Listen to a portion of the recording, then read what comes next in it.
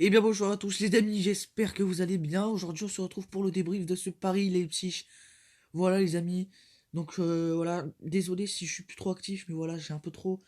Voilà, je suis un peu malade. Et voilà, il y a le travail et tout, le collège et tout, donc voilà.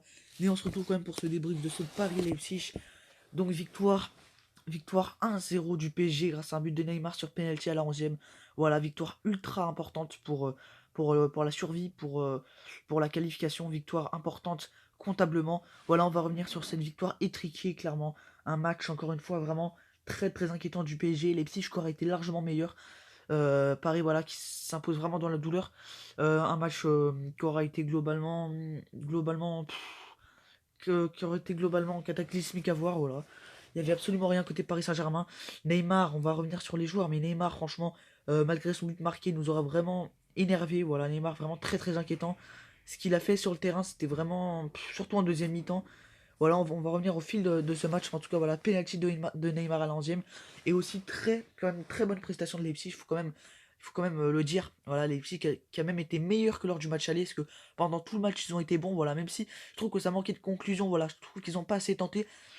Ils avaient le ballon, tu vois, ils essayaient de se créer, ils faisaient des bonnes possessions, mais dès qu'ils étaient aux 25 mètres, bah, ils arrivaient pas à tenter, tu vois, c'est tellement dommage pour eux. Mais voilà, donc on va revenir, donc entame de match, une équipe de Paris, donc qui entame son match, donc donc une entame de match assez équilibrée, voilà. Même si c'est Leipzig qui est plus haut, qui donne le tour du match, une énorme erreur de Leipzig et c'est un penalty donc il va être transformé par Neymar. Gros coup sur la tête des joueurs de Nagelsmann, mais Leipzig, on pense bah, que Paris va dérouler et tout.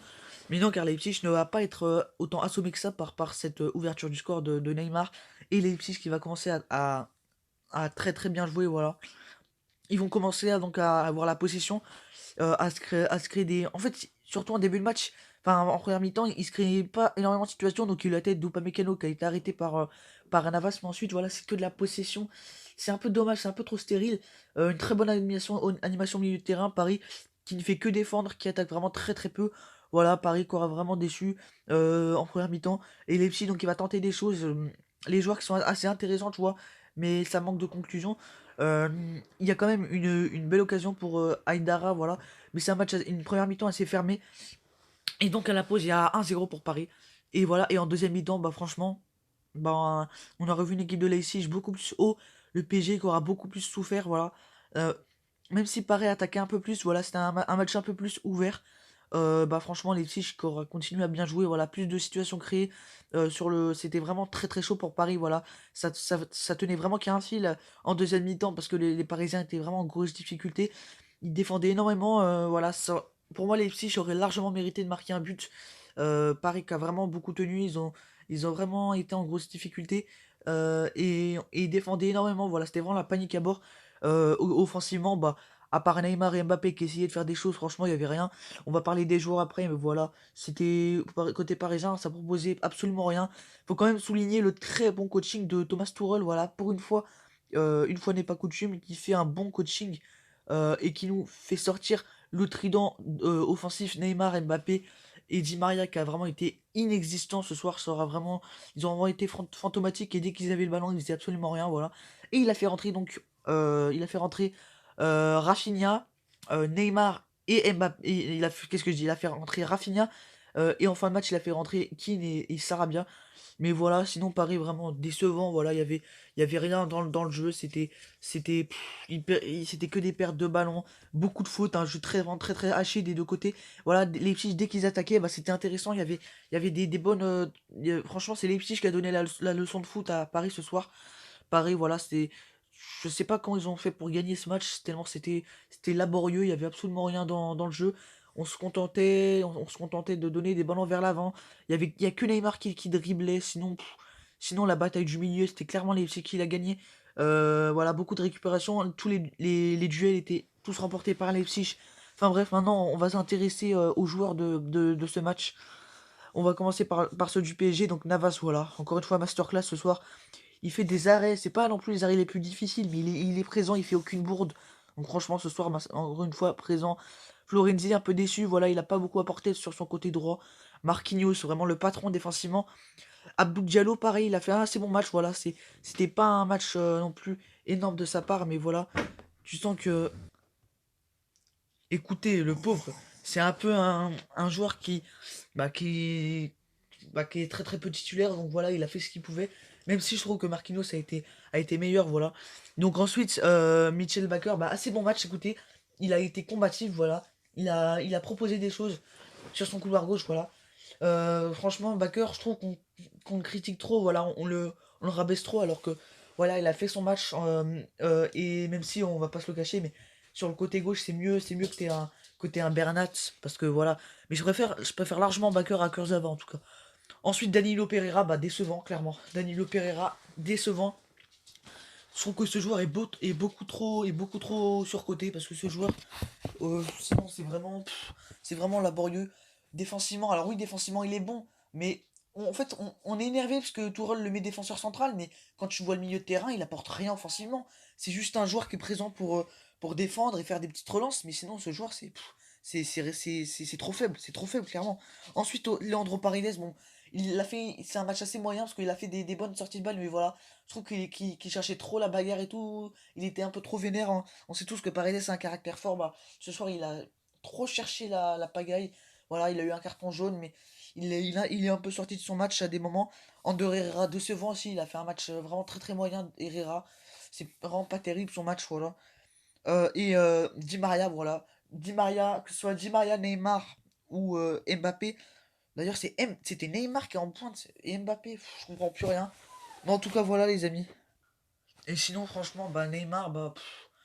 Neymar, en première mi-temps, tu vois, il perdait des ballons, mais tu vois, des fois il faisait des bonnes.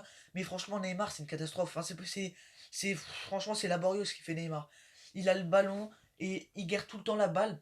À vrai dire, Mbappé et Di Maria l'ont pas beaucoup aidé parce que ils sont pas beaucoup démarqués, mais Neymar, il garde le ballon, il va chercher il tend le bâton pour se faire battre, hein. Il a le ballon, ensuite il garde le ballon, il fait des numéros tout seul. Il sait très bien que les joueurs de Leipzig vont défendre sur lui parce que tu vois, Neymar c'est un peu le troisième meilleur joueur du monde. Du coup, voilà, les défenseurs de Leipzig, bah, ils savent que Neymar c'est un grand joueur. Du coup, ils vont défendre, tu vois, voilà, ils vont essayer de l'empêcher. Neymar, il est là, il va vers l'arrière, il fait des dribbles, des percées qui servent à rien. Il lève pas la tête, voilà. Franchement, Neymar, c'est vraiment très très très décevant. Mbappé, pareil, voilà, dès qu'il perdait des ballons bêtement. Mbappé, j'ai l'impression qu'il régresse. Voilà, je vais vous le dire clairement, Mbappé, j'ai l'impression qu'il régresse. Voilà, il a absolument rien fait dans ce match. Même si, voilà, Mbappé, dès qu'il avait le ballon, tu vois, il faisait pas n'importe quoi de la balle. Mais franchement, on n'attend pas ça de lui. Et Di Maria, bah, j'ai rien à dire vu que je l'ai pas vu, clairement. Di Maria, je ne l'ai pas vu.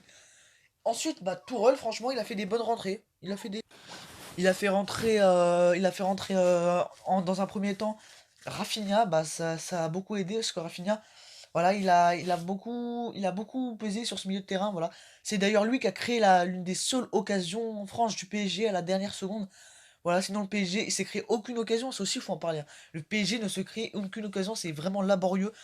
Voilà, et ensuite il a fait rentrer Verratti qui a fait une masterclass lors de son entrée, qui a apporté. Tu vois, en fin de match, le PSG était largement mieux lorsque Di Maria, lorsque Rafinha, Verratti, Keane et Sarabia étaient présents. Tu sentais qu'il y avait du jeu, voilà.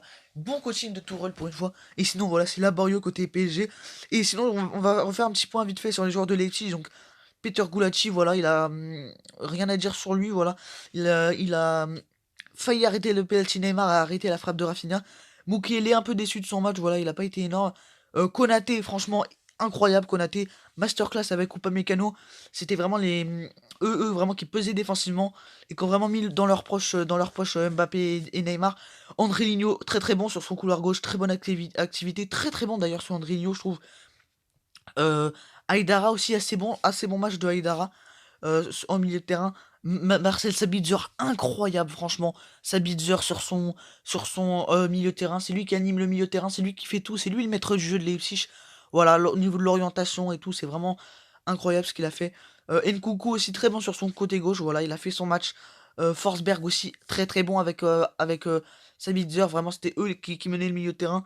Dani Olmo, il a beaucoup décroché au milieu de terrain, voilà.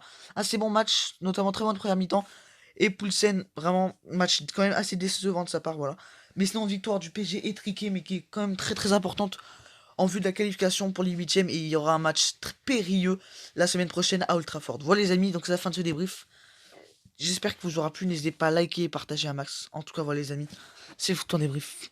Allez les amis, bye.